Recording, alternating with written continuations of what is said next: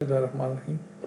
Series का दूसरा part है जिसमें HTML और CSS का जो डेमो है हम उसकी तरफ जाएंगे। इससे पहले वाले पार्ट में हमने देखा कि वेब डेवलपमेंट का आगाज़ एक बिगिनर को कैसे कर सकता है। HTML और CSS के बारे में पहले हम जान चुके हैं कि HTML बेसिक एक फाउंडेशन होती है। जैसे कि आप किसी बिल्डिंग को बनाते हैं, उसकी बेसिक जो कोर कंपोनेंट्स होते हैं, ठीक है, जो कि उसकी फाउंडेशन वगैरह होती है, ठीक है, HTML वो काम करती है। और साथ में CSS जो होती है उसकी जो ज़ेबाइश और आराइश का काम होता है, यानी कि जो उसकी पेंटिंग्स वगैरह होती हैं, जो उसकी कॉस्मेटिक्स होती हैं, उसका काम जो होता है वो हम CSS के थ्रू कर सकते हैं। अभी इस एजेंडा में ये चीज़ें डिस्कस करेंगे कि एडिटर कौन सा होता है आपके पास बेसिकली, इसको IDE भी कहते हैं, और बेसिक HTML की CSS की प्रैक्टिस करेंगे। ज़्यादा डिटेल में नहीं जाएंगे बल्कि बेसिक सी चीज़ों को कवर करेंगे ताकि आपको आइडिया हो जाए। ठीक है, हमारा मकसद इससे आगे निकलना है। बेसिक आपको बहुत सारी जगहों पे बहुत सारे ट्यूटोरियल्स मिल जाएंगे और बहुत सारे इस वीडियो के एंड में हम रेफरेंसेस भी ऐड कर देंगे जिसमें आप HTML और CSS को बाकायदा तौर पे डिटेल के साथ भी सीख सकते हैं। लेकिन जो गेटिंग स्टार्टेड के लिए बेसिक्स हैं उन पे हम गो थ्रू करते हैं। बेसिकली रियल वर्ल्ड की एप्लीकेशन में आपके पास कोई भी जो वेबसाइट नज़र आ रही होती है वो HTML और CSS की कम्बिनेशन से ही बन रही होती है। इसके साथ एक एडिशनल चीज़ होती है जो कि स्क्रिप्टिंग है, जो कि हम नेक्स्ट हमारा जो सेक्शन जो नेक्स्ट जो वीडियो होगी उसमें कवर करेंगे। HTML सिंपल सा एक डॉक्यूमेंट होता है। आपके पास एक बेसिक टूल्स होते हैं, ठीक है, जिससे आप अपना वो फाउंडेशन डिक्लेयर कर सकते हैं। जैसे कि HTML का एक डॉक्यूमेंट आपको लेफ्ट साइड पे नज़र आ रहा होगा जिसमें HTML है, हेड है और बॉडी है, ठीक है, जिसके अंदर आप अपना जो कोड है वो लिखते हैं, जिसके अंदर आप अपने टैग्स लिखते हैं और ब्राउज़र फिर उनको समझता है और रेंडर करता है। रेंडरिंग से मतलब वो HTML CSS को, ठीक है, आपको प्रीव्यू दिखाता है, रेंडर करके कुछ विजुअली कुछ आपको दिखाता है। इसी तरह CSS है तो बेसिकली उसका भी यही रोल होता है कि आप CSS को डिफ़ाइन करते हैं, ठीक है, ताकि आपकी जो वेबसाइट है उसका कंसिस्टेंट लेआउट हो। जैसे कि आपके पास आपको एक साइट पे नज़र आ रही होगी यहाँ पे MSN, तो इसमें जो मेन्यूज़ हैं लेफ़्ट साइड पे साइड बार है जो, ठीक है, वो कंसिस्टेंटली जितने भी आपके बाकी भी पेजेस होंगे उनमें एक ही जगह पे मौजूद होगी ताकि एक जैसी लुक एंड फील नज़र आए। और इसी में टॉप पे जो मेन्यूज़ है वो भी एक जगह पे नज़र आएंगे आपको, ताकि उसके कंटेंट्स हैं वो सिर्फ चेंज होते रहेंगे ताकि आपको नेविगेशन में भी आसानी हो। HTML5 की बेसिक जो चीज़ें हैं, एक बेसिक डॉक्यूमेंट जो होता है डिक्लेयर करना, तो उसमें HTML में भी आपके पास टैग होते हैं, तो टैग के एट्रीब्यूट्स होते हैं।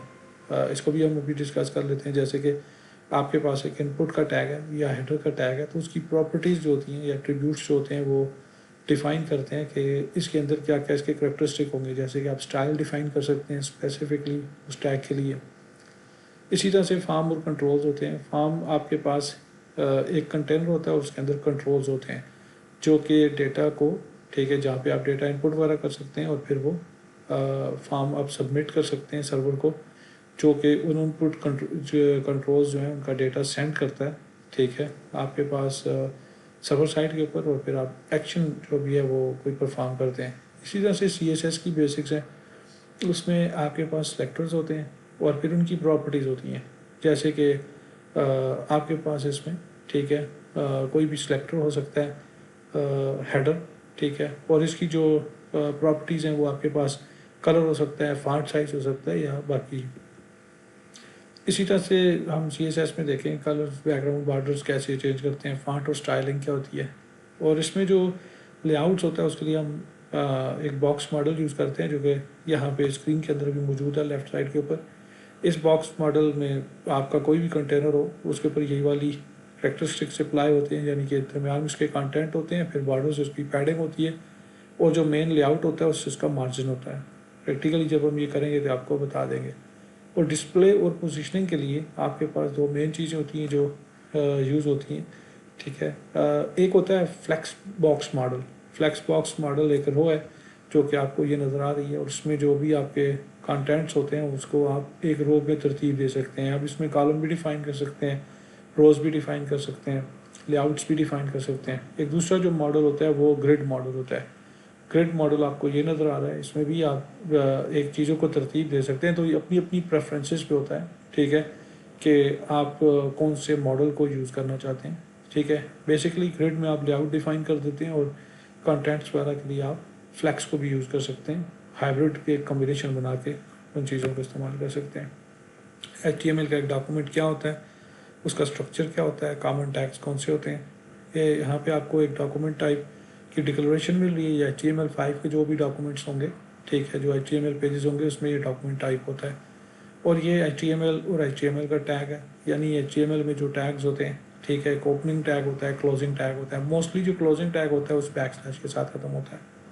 और हेड के टैग्स ये डिफाइन होते हैं। ये HTML का पेज है, ये उसका एक स्ट्रक्चर है। आप HTML से स्टार्ट करते हैं, उसके दरमियान में आपके पास फिर हेड के और बॉडी के जो टैग्स हैं वो डिफाइन होते हैं। हेड में आपके पास बेसिकली टाइटल आ जाता है। CSS की फाइल्स जो हैं वो यहाँ पे आप डिक्लेयर कर सकते हैं, यहाँ पे इंजेक्ट कर सकते हैं CDN के थ्रू ऑनलाइन, या फिर आपके पास जावास्क्रिप्ट आ सकती है। और बॉडी के अंदर आपका जो सेक्शन होता है वो डिस्प्ले, कोई भी आप डेटा वगैरह रेंडर करना चाह रहे हैं, कोई इन्फॉर्मेशन वगैरह, वो बॉडी के अंदर आ जाती है। इसी तरह से आपके पास पैराग्राफ्स भी हो सकते हैं P के टैग के अंदर। P एक स्टार्टिंग टैग है एंड इसका /P के साथ हो जाएगा। हेडिंग्स आपके पास 1 से लेकर 6 तक हो सकती हैं। लिंक्स आपके पास होते हैं हाइपर लिंक, यानी कि नेविगेशन के लिए, एक पेज से दूसरे पेज पे जाने के लिए हाइपर लिंक्स होते हैं। इमेजेस आपके पास इमेज का एट्रीब्यूट होता है। इमेज आप डिफाइन करते हैं, इमेज का एक सोर्स बताते हैं कि इमेज मेरा यहाँ पे पड़ा हुआ है, उसको ला के रेंडर कर दूँ। फिर इसके जो करेक्टरिस्टिक्स होते हैं, यानी जो उसकी प्रॉपर्टीज़ होती हैं, इसकी विड्थ कितनी होनी चाहिए, हाइट कितनी होनी चाहिए, ये सारी चीज़ें बीच में शामिल हो जाती हैं। इस तरह से लिस्ट होती हैं आपके पास, अनऑर्डर लिस्ट होती है, ऑर्डर लिस्ट होती है, और फिर आप उस लिस्ट में चीज़ें अपनी डिफाइन कर सकते हैं। टेबल्स आपके पास एक पुराना स्ट्रक्चर है। TR मतलब टेबल रो का, और फिर TD कॉलम्स के जो टैग्स हैं इससे डिफाइन होता है। एक फिक्स स्ट्रक्चर होता है, ठीक है, टेबल का, लेकिन अभी डिव का स्ट्रक्चर ज़्यादा यूज़ होता है। लोग मोस्टली डिव को प्रेफर करते हैं, लेकिन टेबल भी अच्छी अप्रोच है। जब आपको कुछ केसेस में आपको फिक्स स्ट्रक्चर चाहिए होता है, जहाँ पे आप फ्लेक्सिबल स्ट्रक्चर यानी डिव वाले स्ट्रक्चर की तरफ नहीं जाना चाहते, तो फिर आप टेबल्स को यूज़ कर सकते हैं। मोस्टली लोग टेबल्स को पसंद करते हैं, और कुछ लोग डिव को पसंद करते हैं। दोनों अप्रोचेज ही ठीक हैं। आप डिपेंड करता है कि किसी कोई फिजिबल किस चीज़ में है, वो यूज़ कर सकता है। फार्म्स का एट्रीब्यूट है। फार्म का एक स्टार्टिंग टैग होता है, और फार्म एक एंड उसका एक टैग होता है। इसके अंदर जो भी चीज़ होती है वो आपके कंट्रोल्स होते हैं। कंट्रोल्स आपकी इनपुट टाइप हो सकती है, कोई भी टेक्स्ट, नंबर, ईमेल, कुछ भी किसी किस्म का कंट्रोल। जैसे कि आपको लॉगिन करने के लिए एक यूज़र नेम का और फिर एक आप पासवर्ड का 2 कंट्रोल चाहिए। तीसरा एक बटन चाहिए, बटन एक कंट्रोल है, और बटन पे क्लिक करने पे ये जो इनपुट डेटा है ये सेंड होगा सर्वर को, और सर्वर उसके ऊपर प्रोसेस करेगा और फिर कुछ रिस्पॉन्स देगा। तो ये फॉर्म के अंदर जो टैग्स हैं वो डिफाइन होते हैं। और फिर अगर टिपिकली तरीके से आप फॉर्म को सबमिट करना चाहें, तो फॉर्म की एक एट्रीब्यूट होता है एक्शन का, जिसमें आप डिफाइन करते हैं कि ये फॉर्म आपका डेटा कौन से पेज के ऊपर सेंड करेगा, तो फिर आप उस पेज के ऊपर डेटा रिट्रीव कर लेते हैं। फॉर्म बेसिकली कुछ इस तरह का होता है। फॉर्म स्टार्टिंग में रेंट टैग है, और इनपुट टाइप अगर आप कोई भी देना चाहें, टेक्स्ट नेम वगैरह, वो दे दें। इनपुट टाइप आपके पास नंबर हो सकता है। फिर इसमें एक सेलेक्ट लिस्ट हो सकती है, जैसे कंट्री चूज़ करने के लिए एक सेलेक्ट लिस्ट है पूरी की पूरी, ठीक है। इसको ड्रॉप डाउन भी कहते हैं, ड्रॉप डाउन भी होती है। कॉम्बो बॉक्स भी बाज़ लोग कहते हैं। कॉम्बो बॉक्स में टाइपिंग की जा सकती है, और सेलेक्ट बॉक्स में मोस्टली टाइपिंग नहीं की जा सकती। इसमें ये टेक्स्ट एरिया है, और यहाँ पे आपके पास एक चेक बॉक्स कंट्रोल है। चेक बॉक्स तब यूज़ होता है जब आपके पास मल्टीपल ऑप्शंस हों, ठीक है। इस केस में तो सब्सक्राइब है, लेकिन ऐसा भी हो सकता है किसी से हॉबीज़ पूछ सकते हैं, और वो मल्टीपल हॉबीज़ की लिस्ट हो, और कोई यूज़र मल्टीपल हॉबीज़ चूज़ कर सकता हो। यहाँ पे रेडियो बटन लिस्ट है। रेडियो बटन लिस्ट में ग्रुप होता है, या आप एक चीज़ चूज़ कर सकते हैं या दूसरी ऑप्शन चूज़ कर सकते हैं, या आप मेल होंगे या फीमेल होंगी, ठीक है। तो इनमें से एक चॉइस जब करनी होती है मल्टीपल कंट्रोल्स में से, मल्टीपल फील्ड्स में से, तो फिर आप रेडियो बटन को यूज़ करते हैं। इसी तरह से आपके चलते हैं तो हेडिंग हमारे पास है। H1 से H6 तक आपको हेडिंग देनी हो तो आप हेडिंग का टैग यूज़ करते हैं। पैराग्राफ जो है आपके पास इस तरह से डिफाइन होता है। एक लिंक जो होता है वो आपके पास इस तरह से डिफाइन होता है। हेरेफ एक एट्रीब्यूट होता है जो कि एक साइट पे आपको रीडायरेक्ट कर देता है। इमेज सोर्स आपके पास मौजूद है। अल्टरनेट में अगर इमेज रेंडर नहीं होगा तो अल्टरनेटिव टेक्स्ट ये होगा जो डिस्प्ले हो जाएगा। इसी तरह से लिस्ट है, आप लिस्ट को इस तरह से डिफ़ाइन कर सकते हैं।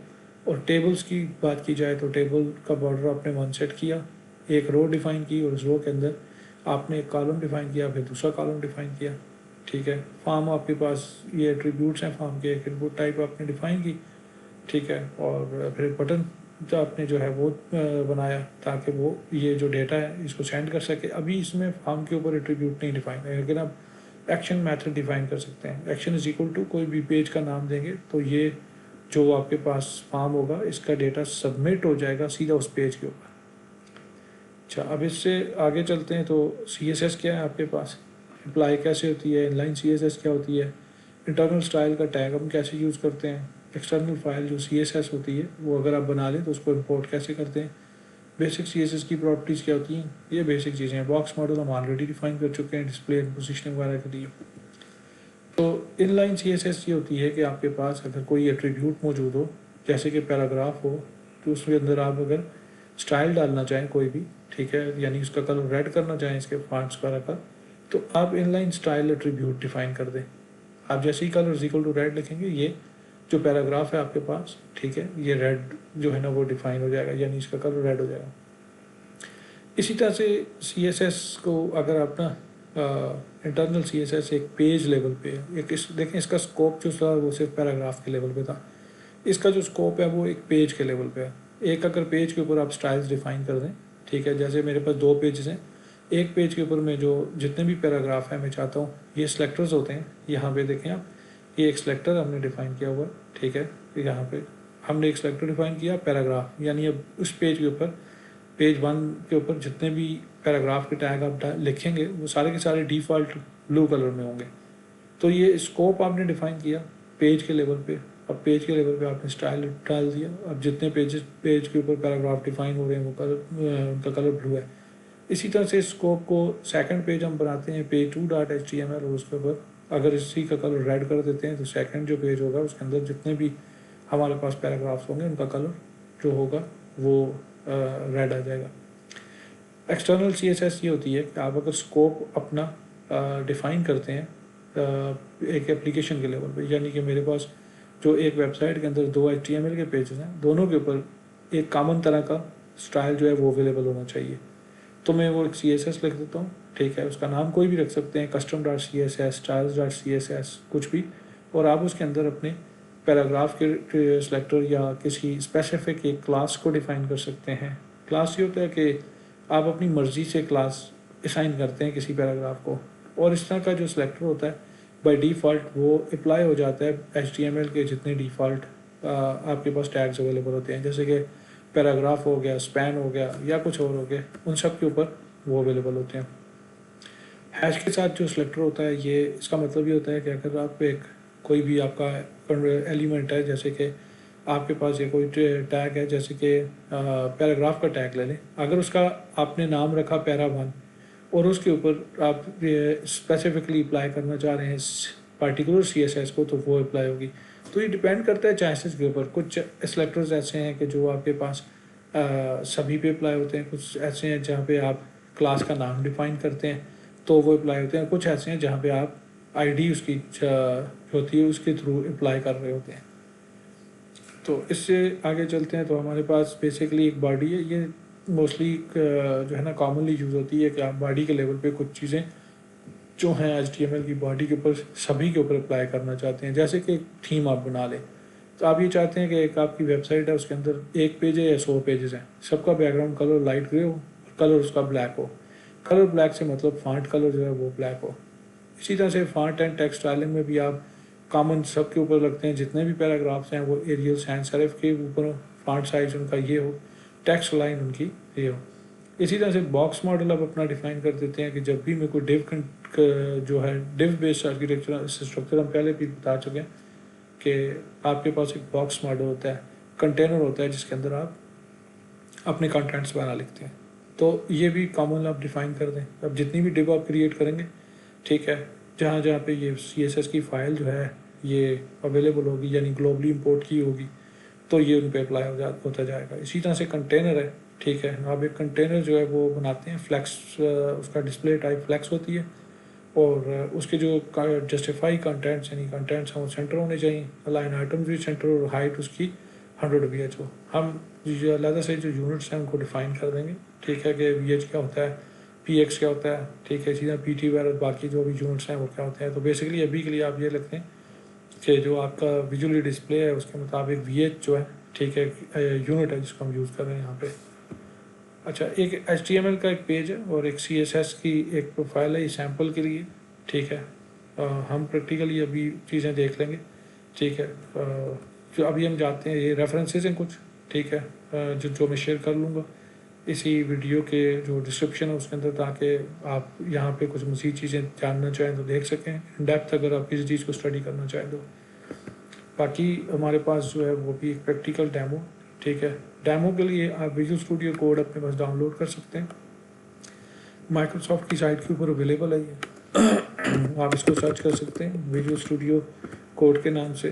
मोस्टली ये जो एडिटर है ये बाकी भी जितनी भी चीज़ें हैं उनके लिए भी यूज़ होता है, बाकी जितने टूल्स वगैरह हैं। जो ये साइट है इसकी विजुअल स्टूडियो कोड के नाम से, आप इसके अंदर जाके, ठीक है, साइट को ब्राउज़ करके यहाँ से इसको डाउनलोड कर सकते हैं। डाउनलोड की ऑप्शंस अवेलेबल हैं और ये फ्री अवेलेबल है। डाउनलोड फॉर विंडोज़ कर लें, ठीक है। जब आप इसको डाउनलोड करेंगे, ठीक है, और कहीं पे भी आपके पास जो भी आपके पास कमांड प्रॉम्प्ट होगी उसमें अगर आप कोड लिखेंगे तो ये आपके पास ओपन हो जाएगा। जैसे कि मैं अगर कोड लिखता हूँ और मैं साथ में इसे बता देता हूँ जिस एरिया में मैं हूँ उसको वहीं पे खोलो, तो मैं कोड स्टार्ट करके जैसे ही इंटर करूँगा ये हमारे पास एक एडिटर को ओपन कर देगा और इसमें या जिस पाथ पे आप मौजूद होंगे, ठीक है, वो ओपन होकर आ जाएगा। मेरे पास ऑलरेडी ये खुला हुआ है, ठीक है, और तो मैं अब डायरेक्ट वहीं पे चला जाता हूँ।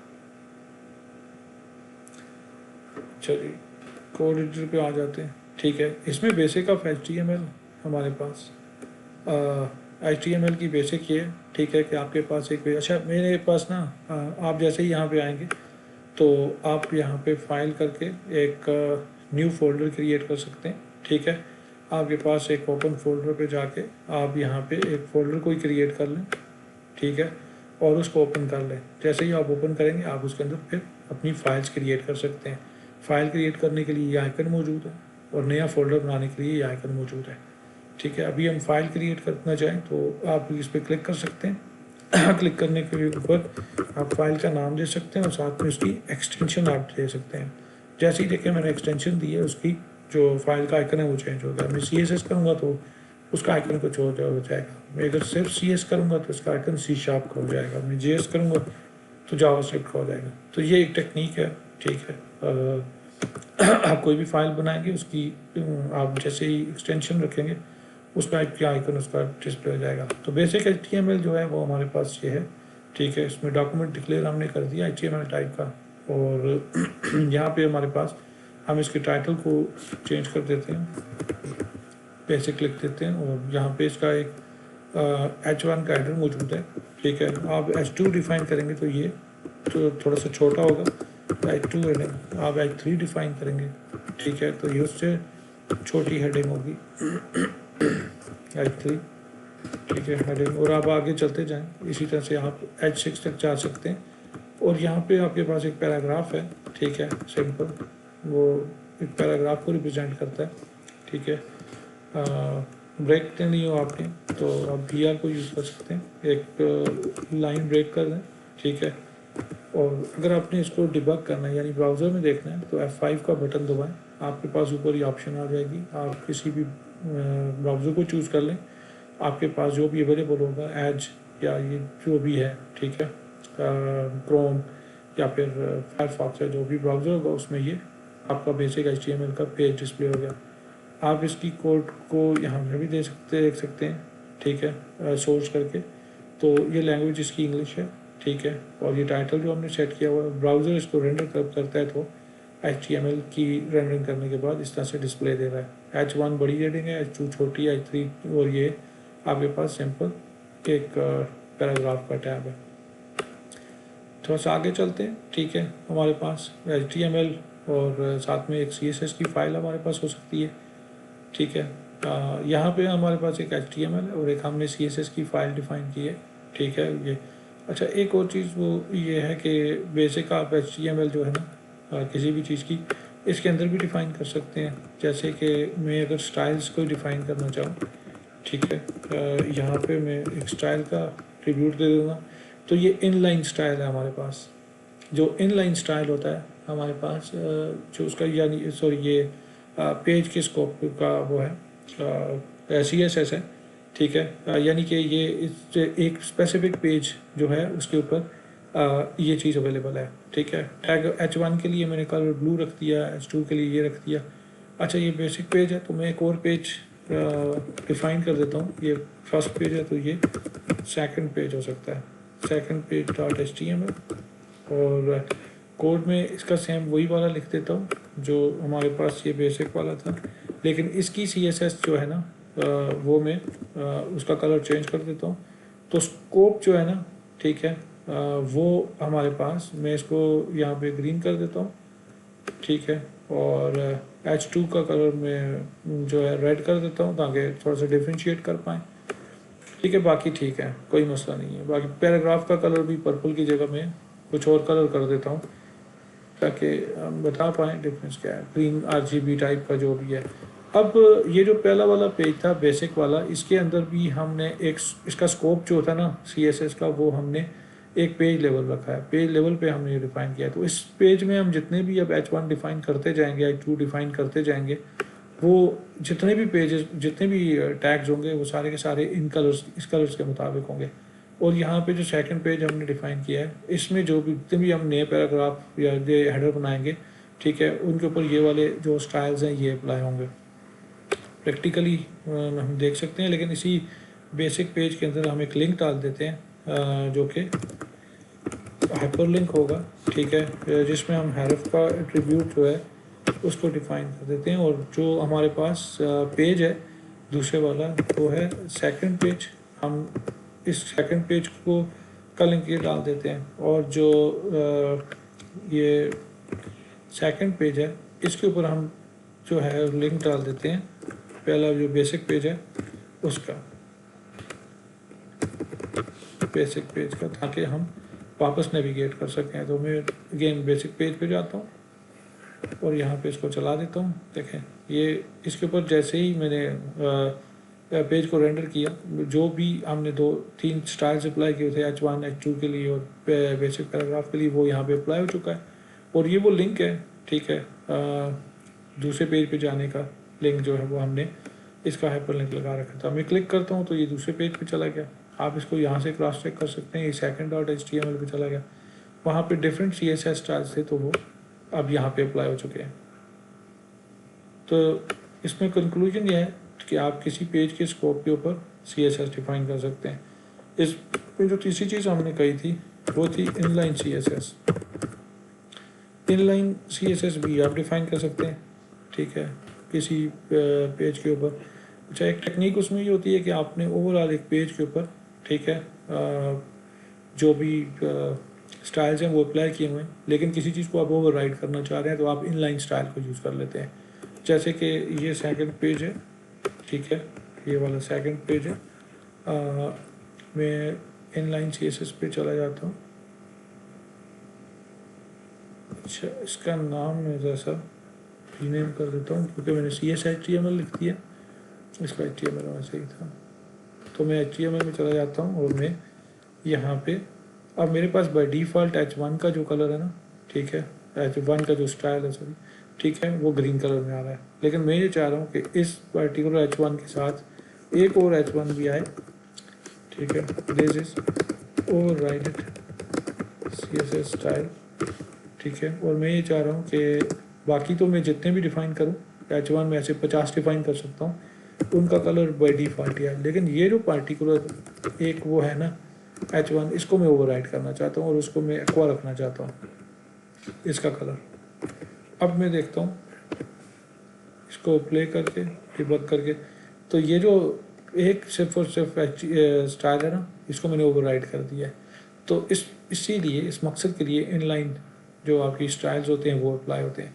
इनलाइन CSS जो है वो यहाँ पे अप्लाई होगी। देखें, अगर ये पेज एप्लीकेशन लेवल CSS होती तो हम इसको ना ये वाला स्कोप डिफाइन करके ओवरराइड कर लेते, तो फिर ये प्रेफर कर जो है ना इसकी प्रायोरिटी आई होती। और फिर अगर अब हमने इसको भी ओवरराइड करना है तो हम इनलाइन CSS जो है वो अप्लाई कर देते हैं। सबसे ज़्यादा हाई प्रायोरिटी इनलाइन CSS की होती है। फिर आपका पेज लेवल का स्कोप होता है और फिर आपकी क्लास होती है। अब क्लास के लेवल पे इसको कैसे यूज़ करते हैं, ठीक है। क्लास के लेवल पे हमने वही सेम पेज रखा और एक CSS की स्टाइल शीट जो है ना वो डिफाइन कर दी custom.css के नाम से। इसमें एक हमने CSS की क्लास बना दी, ठीक है। अब ये क्लास बेस्ड अप्रोच है, जो पहले थी वो हमारे पास कुछ इस तरह से थी, यानी जितने भी पैराग्राफ हैं उनके ऊपर ये चीज़ आप अप्लाई करें, ठीक है। ब्लैक ब्लू रख लें। ये था कि जितने भी आपके पास पैराग्राफ्स हैं, लेकिन ये जो कस्टम एट्रीब्यूट है ना, ये कस्टम क्लास नेम है, ये तब अप्लाई होगा जब आप खुद इसको किसी भी चीज़ के ऊपर अप्लाई करेंगे। जैसे कि मैंने class is equal to profile लिखा तब ये अप्लाई हुआ।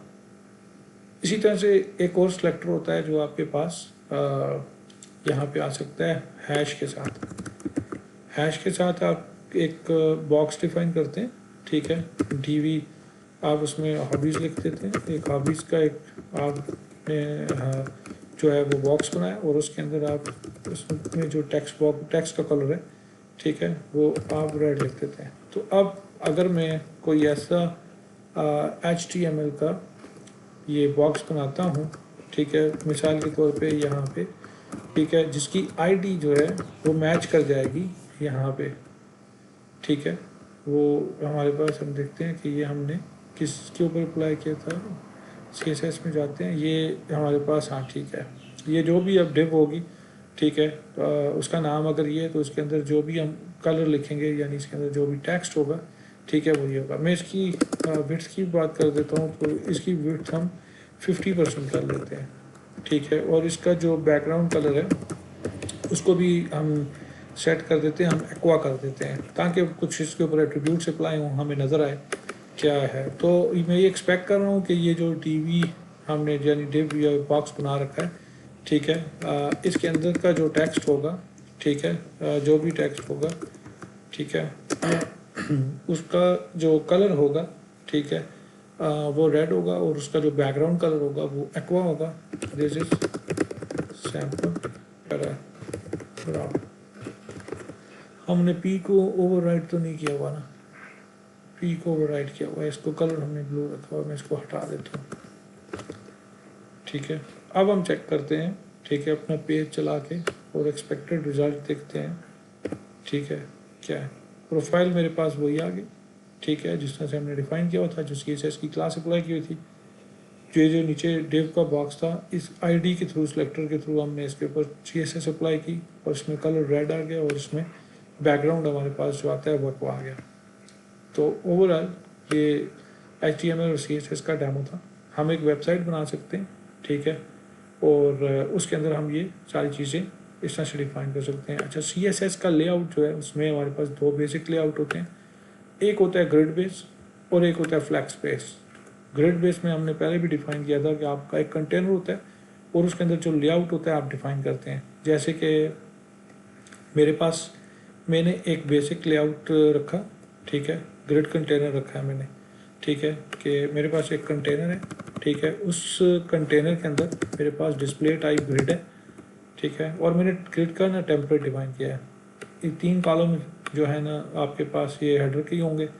एक कॉलम में लेफ्ट पे मेन्यू आएगा, दरमियान में मेन कंटेंट आएंगे और राइट पे आपके पास कॉलम 3 होगा। फिर अगेन मैंने कहा 3 स्पैन पे आप जो है ना ग्रिड के टेम्पलेट को मैंने कहा तुम ये एरिया जो डिफाइन कर दो। अब इसका मतलब ये है कि हम अगर ग्रिड का ये जो एरिया है, ठीक है, जब हम इसके अंदर एक कंटेनर के अंदर जब हम आइटम्स डिफाइन करेंगे, ठीक है, तो उसमें क्या होगा कि आपके पास आइटम 1 जो होगा, ठीक है, अगर ये हेडर टाइप है, ठीक है, तो इसके अपने कैरेक्टरिस्टिक्स होंगे, यानी ये 3 रो पे स्पैन, ये 3 जो कॉलम है उस पर स्पैन करेगा, ठीक है।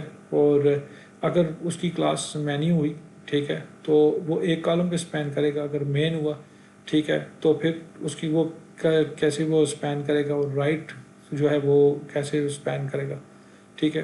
तो ये चीज़ें जो हैं वो मैंने यहाँ पे डिफ़ाइन की हैं। और ग्रिड का टेम्पलेट जो होता है, ठीक है, जो रो का टेम्पलेट होता है उसमें हम ये बताते हैं कि हमारे पास जो फर्स्ट रो है, ठीक है, फर्स्ट जो कॉलम है, ठीक है, उसकी क्या आपके पास ना, बल्कि यहाँ पे तो फर्स्ट रो की बात हो रही है।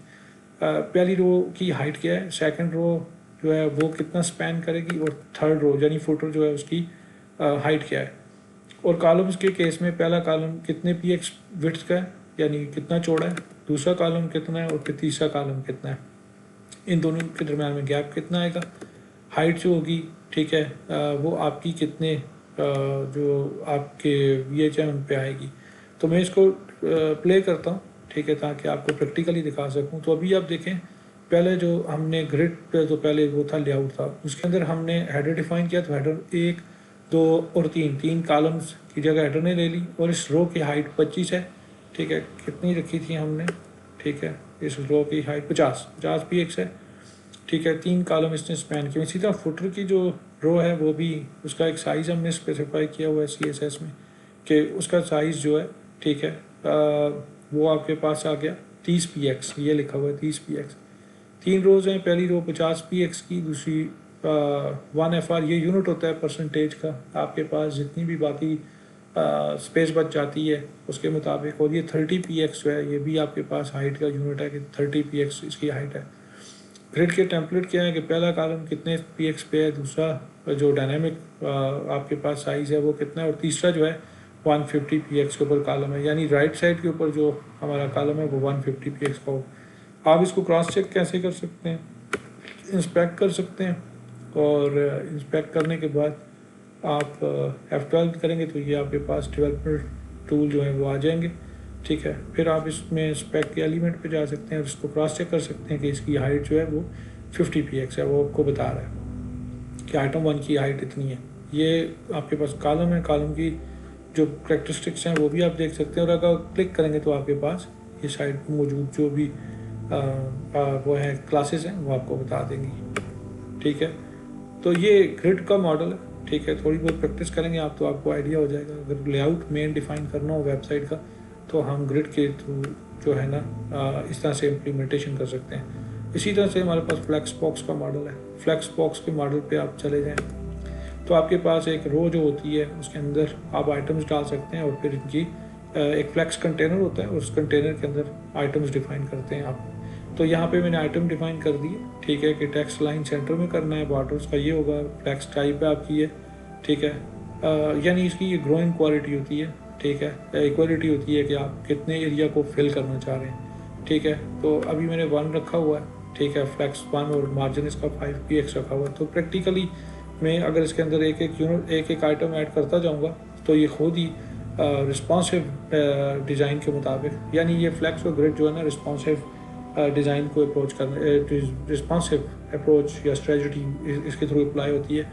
रिस्पॉन्सिव का मतलब ये होता है कि आपके पास मुख्तलिफ स्क्रीन साइजेस, मोबाइल, टैबलेट और जो स्क्रीन वगैरह होती हैं, लैपटॉप, LCDs, उनके ऊपर खुद ही एडजस्ट कर लेता है, स्क्रीन एडजस्ट कर लेती है। तो मैं इसको ना प्ले करके आपको बताता हूँ फ्लैक्स के ऊपर इसका बिहेवियर क्या है, ठीक है। फ्लैक्स के ऊपर एक रो बन गई है और उसके अंदर 3 आइटम चल गए, ठीक है। ये 1:1 रेशो के साथ, इक्वालिटी के साथ ग्रो कर रहे हैं, ठीक है।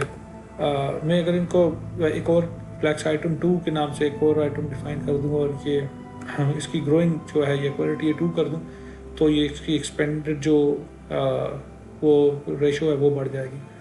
तो एक आइटम में और डाल सकता हूँ, ठीक है, यहाँ पे, और आइटम 4 इसको कह देता हूँ। तो अभी आपको इसका भी इम्पैक्ट नज़र आ जाएगा। दोबारा से इसको रिफ्रेश करता हूँ, ठीक है। तो ये चौथा आइटम आ गया। जितने आइटम्स मैं ऐड करता जाऊँगा वो आते जाएंगे। तो मेन लेआउट आप ग्रिड के साथ अप्लाई कर सकते हैं, उसके अंदर जो कंटेंट्स होते हैं उसके लिए फ्लैक्स को यूज़ कर सकते हैं। तो ये थ्रू आउट हमारे पास जो सारी चीज़ें थी ये वो थी जिनके थ्रू हमने HTML और CSS को देख लिया। HTML क्या है, CSS क्या है। इससे नेक्स्ट जो सीरीज़ होगी या वीडियो होगी इसमें हम स्क्रिप्टिंग लैंग्वेजेस को देख लेंगे। क्लाइंट साइड स्क्रिप्ट क्या होती है, सर्वर साइड स्क्रिप्ट क्या होती है, काम कैसे करती है।